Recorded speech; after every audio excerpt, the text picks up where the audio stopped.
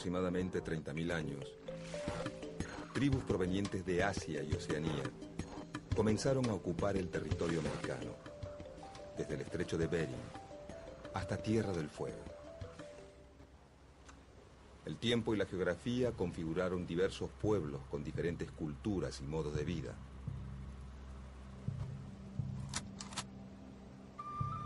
Los huichis, los araucanos, los pampas, los tehuelches. En España funcionaba una rígida sociedad feudal. Quienes no poseían bienes y riquezas difícilmente podían cambiar su situación social. Por eso América representó para muchos campesinos, labradores y nobles empobrecidos la posibilidad de cambiar su condición social, nobleza.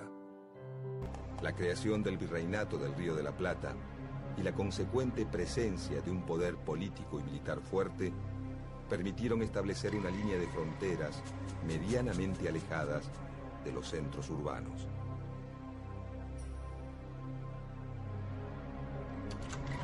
De esta manera, los territorios que quedaron fuera de esta línea pasaron a formar parte del denominado desierto, con la intención de evocar un lugar despoblado aún cuando esos territorios continuaban habitados por las comunidades aborígenes.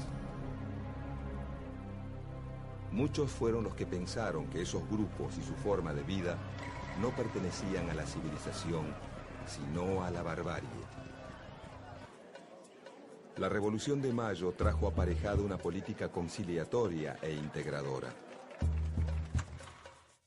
En octubre de 1810, el secretario de Guerra y Gobierno, Mariano Moreno, encomendó al coronel Pedro Andrés García una expedición pacífica, diplomática y comercial hacia las Pampas.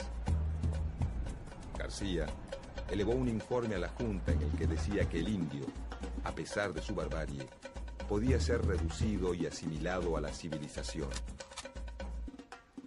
Además, propuso fortificar una frontera desde el río Colorado, al sur de Mendoza, para establecerse en Salinas Grandes, Guaminí y Sierras de la Ventana. Cuando el coronel Feliciano Chiclana visitó a los ranqueles en Liubucó en 1819, pactó con ellos una alianza contra los españoles. En Buenos Aires, El Saladero, industria dedicada a la elaboración de tasajo, carne seca conservada en sal, creció notablemente y dio origen al grupo de los saladeristas rioplatenses, que ejerció enorme influencia en la dirección política del naciente país.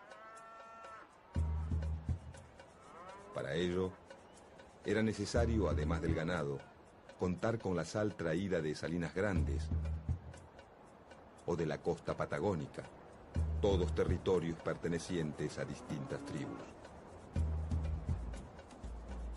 Así, las estancias cercanas a la ciudad avanzaron sobre territorio indígena y ocuparon los campos donde estos se abastecían de ganado salvaje. Con el objetivo de avanzar hacia los ríos Colorado y Negro, el gobernador Martín Rodríguez estableció fortines en Areco, Navarro, Monte, Chascomús y Ranchos, y también levantó un poblado en Tandil.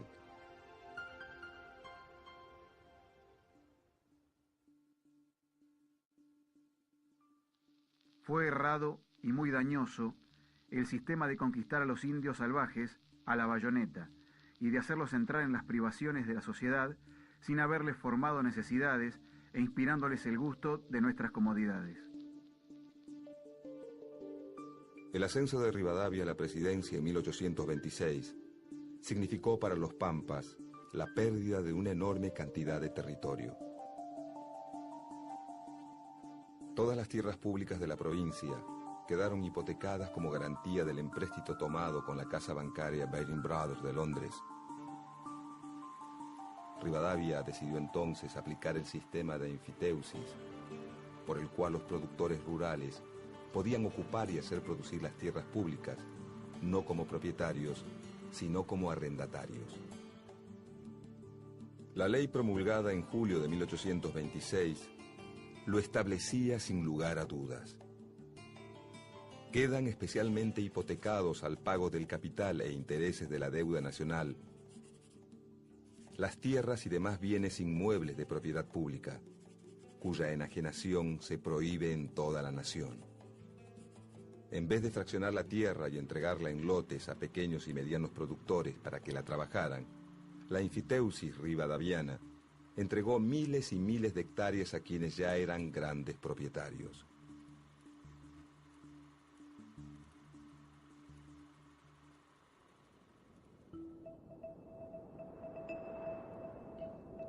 Como la ley no establecía límites, ni exigía la introducción de ganado, ni la población de los campos, permitía el subarriendo y la transmisión de derechos, prestándose para todo tipo de especulaciones con la tierra pública. 8.600.000 hectáreas pasaron a manos de 538 propietarios privados.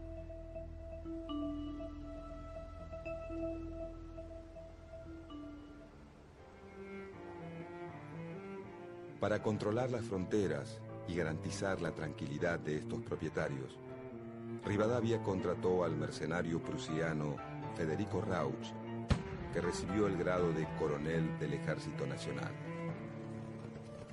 Su estrategia consistía en atacar por sorpresa y asesinar indiscriminadamente a hombres, mujeres y niños. Hoy, 18 de enero de 1826, para ahorrar balas, degollamos a 27 ranqueles. Pronto le llegaría su turno al espanto del desierto. El 28 de marzo de 1829, en el combate de las Vizcacheras, Rauch fue derrotado y degollado por el ranquel Arbolito. Al momento de morir Rauch, los 30.000 kilómetros cuadrados de pampas que poseía Buenos Aires se habían transformado, por el avance del ejército, en más de 100.000. Entre 1833 y 1834, Rosas emprendió su campaña al desierto, financiada tanto por la provincia como por los estancieros bonaerenses. La expedición contó con el apoyo de los gobiernos de San Luis, Córdoba, San Juan y Mendoza. Se le encargó a Facundo Quiroga comandar una ofensiva conjunta contra el indio. Organizados en 3 divisiones, la última dirigida por el mismo Rosas, penetraron en territorio indígena, llegando a los ríos Colorado y Negro y ocupando Choel. Durante la campaña, Rosas combinó la conciliación con el sometimiento.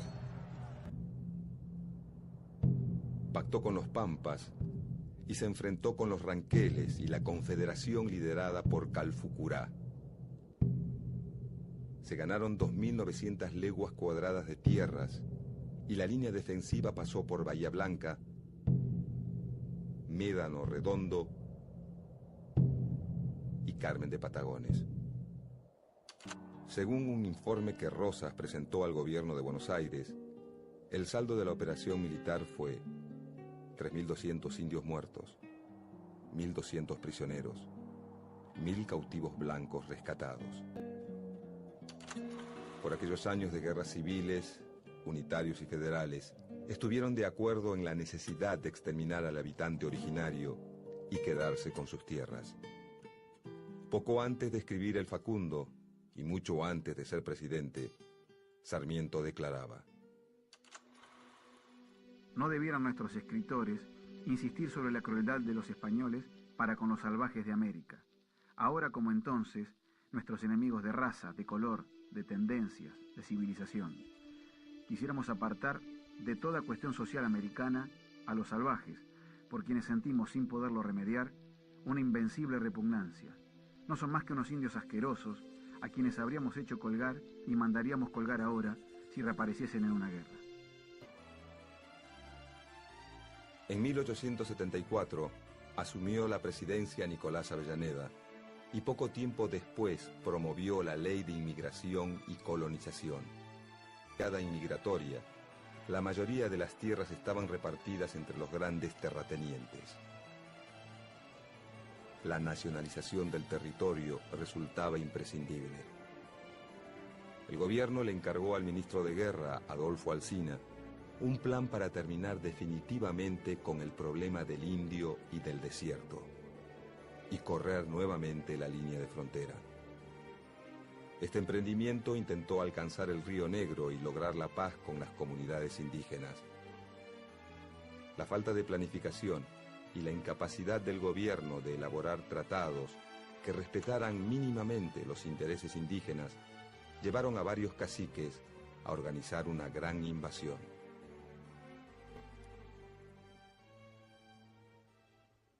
Alsina organizó la contraofensiva en 1876.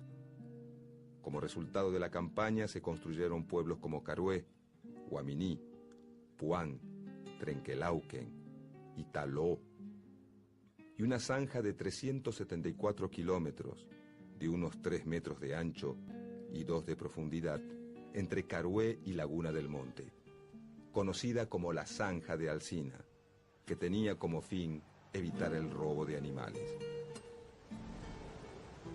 La política desarrollada por Alsina le había permitido al Estado ganar unos 56.000 kilómetros cuadrados, extender la red telegráfica, la fundación de 5 pueblos y la apertura de caminos. Alsina muere y en su reemplazo es designado Julio Argentino Roca. En 1878, el Congreso Nacional sancionó una ley por la que se destinaba 1.600.000 pesos para el traslado de la frontera a los ríos Negro y Neuquén.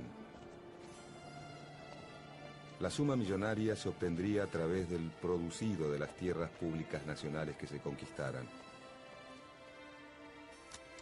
Casi 400 personas se quedaron con más de 8 millones de hectáreas de las mejores tierras del mundo. El nuevo ministro de Guerra aplicó un plan de aniquilamiento de las comunidades indígenas a través de una guerra ofensiva y sistemática. El plan se realizó en 2 etapas.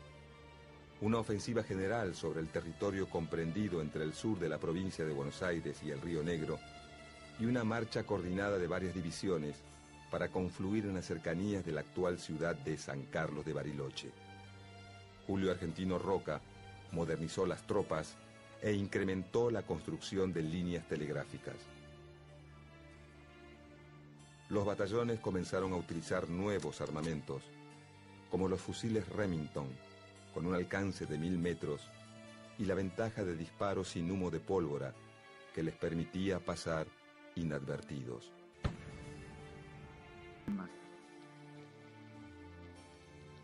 Tenemos 6.000 soldados armados con los últimos inventos modernos de la guerra, para oponerlos a 2.000 indios que no tienen otra defensa que la dispersión ni otras armas que la lanza primitiva. Roca preparó sus fuerzas para la ofensiva final. La expedición partió entre marzo y abril de 1879. Los 6.000 soldados fueron distribuidos en 4 divisiones. Todo salió según el plan.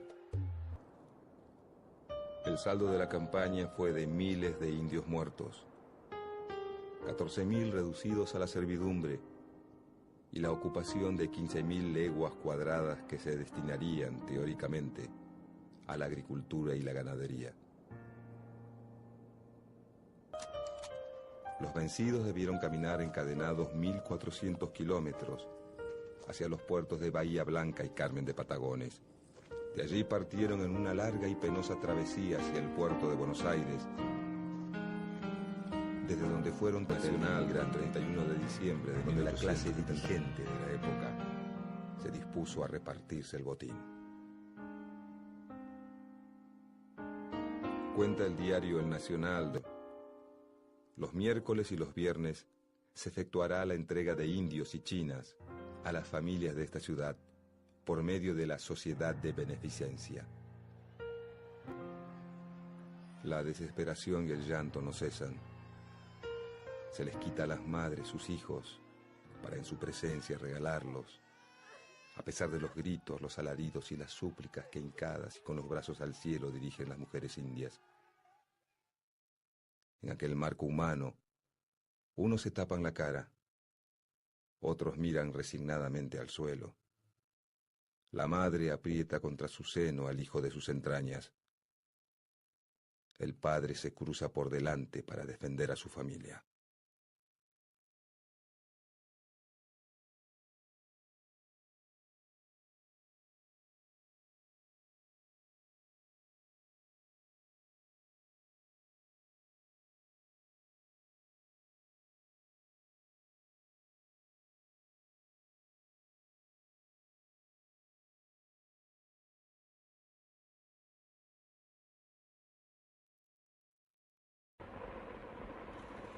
La jerarquía católica expresó oficialmente su beneplácito por la conquista a través de Monseñor Fagnano. Dios en su infinita misericordia ha proporcionado a estos indios un medio eficacísimo para redimirse de la barbarie y salvar sus almas, el trabajo y sobre todo la religión que los saca del embrutecimiento en que se encontraban. Algunas tribus. La conquista del desierto cumplió con dos objetivos fundamentales para la élite gobernante: afianzar la burguesía y consolidar el poder militar.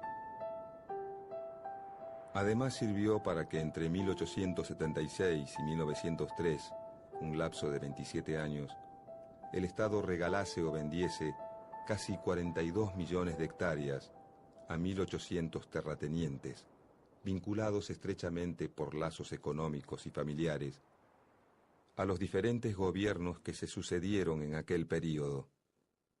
67 propietarios pasaron a ser dueños de 6 millones de hectáreas. Entre ellos se destacaron 24 familias patricias, que recibieron parcelas que oscilaban entre las 200.000 hectáreas de los Luro a las 2.500.000 obtenidas por los Martínez de Oz. Para 1920, solamente 50 familias eran propietarias de más de 4 millones de hectáreas en la provincia de Buenos Aires. Algunos pequeños propietarios se dedicaron a la explotación ovina y poblaron el desierto con ovejas. Otros dejaron centenares de miles de hectáreas sin explotar y sin poblar, especulando con la suba del precio de la tierra. Aún hoy, el territorio de la Patagonia tiene un porcentaje de medio habitante por kilómetro.